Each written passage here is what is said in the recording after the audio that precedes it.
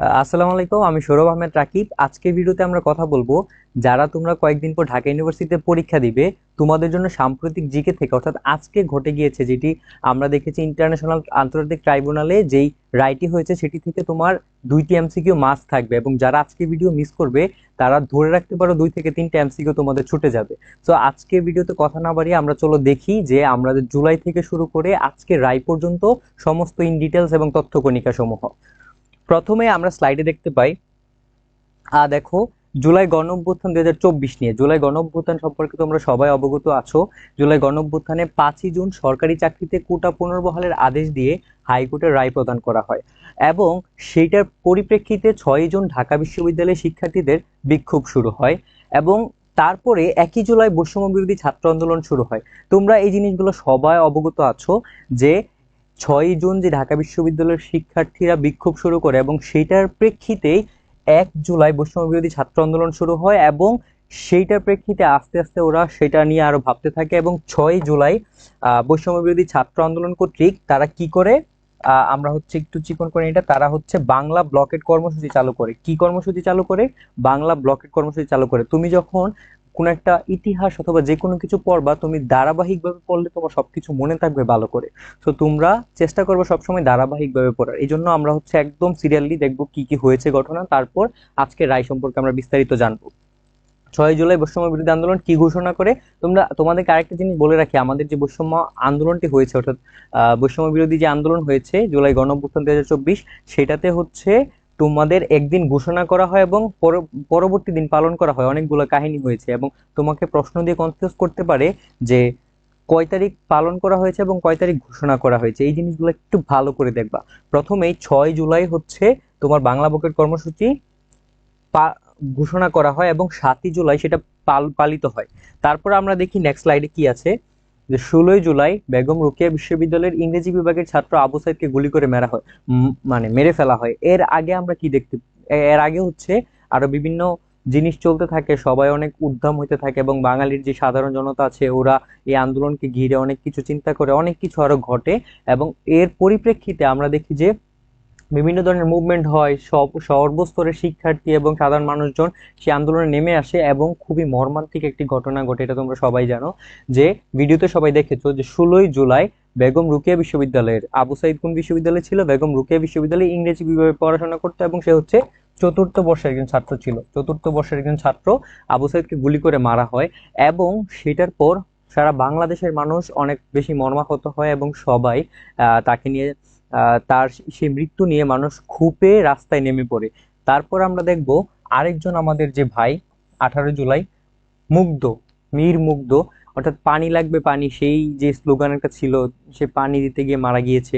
তো সেই জিনিসটা আমরা দেখবো, আরেকজনের মর্মাহত মৃত্যু হয় এবং সেটার পরে আমরা দেখতে পাই যে 28 জুলাই কমপ্লিট শাটডাউন কর্মসূচি চালু করা হয়।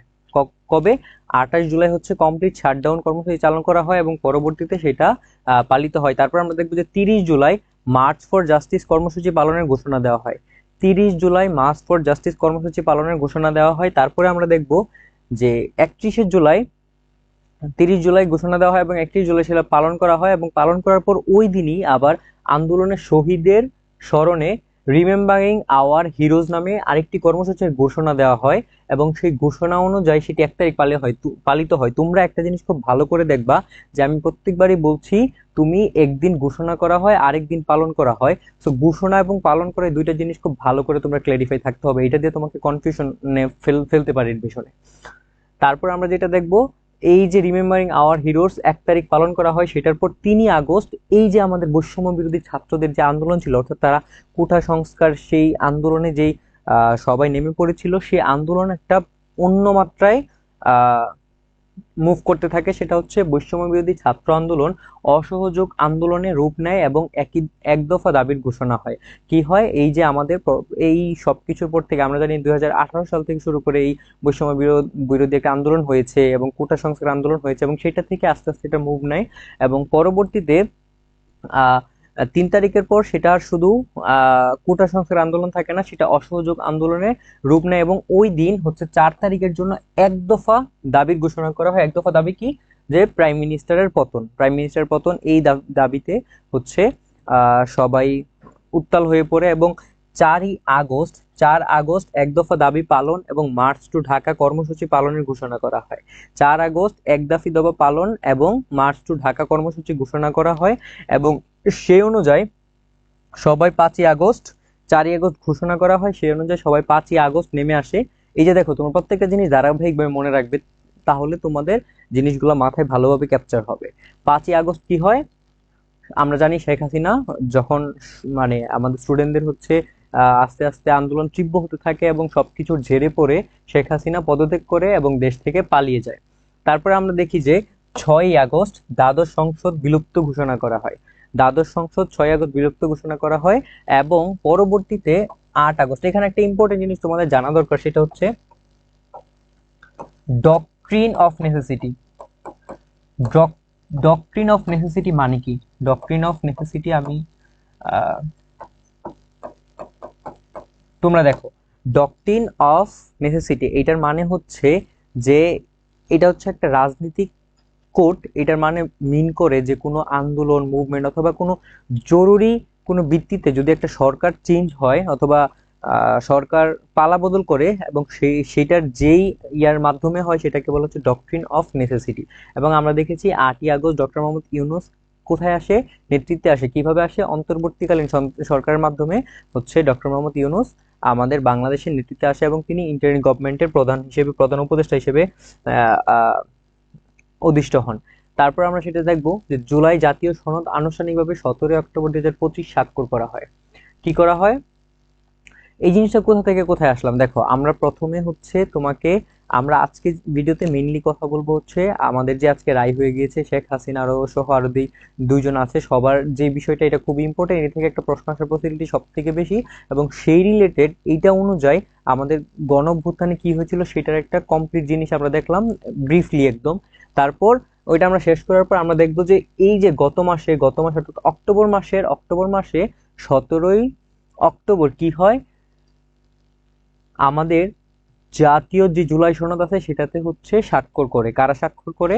এখানে টোটাল স্বাক্ষর করে হচ্ছে 25টি দল এবং জোট মিলে একসাথে স্বাক্ষর করে। এবং এই সনদে কি ছিল? সনদে টোটাল হচ্ছে সনদ বাস্তবায়নের জন্য অঙ্গীকারনামা ছিল টোটাল 60টি এবং সেই অনুযায়ী টোটাল সংস্কার, অর্থাৎ আমাদের যে দেশ চেঞ্জ হয়েছে, সবাই আসছে, বিভিন্ন নতুন সরকার আসছে, সেই অনুযায়ী আমরা যে চেঞ্জ গুলা করবো, দেশের যে সংস্কার করবো, যে যে জায়গাগুলো পরিবর্তন করব, সেগুলো টোটাল 84টি চেঞ্জ আসবে। এটা আমরা আগে ভিডিওতে তোমাদেরকে একবার বলেছিলাম, তো আজকে আমরা ব্রিফলি জাস্ট বললাম সেটাতে সংস্কার হবে কত? আমাদের 84টি।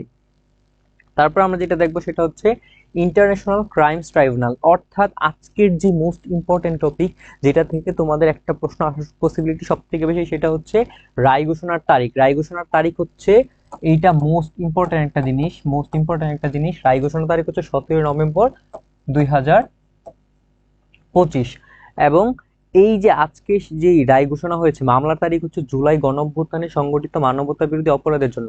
অর্থাৎ মামলাটা কেন করা হয়েছিল, মামলার কারণ কি ছিল?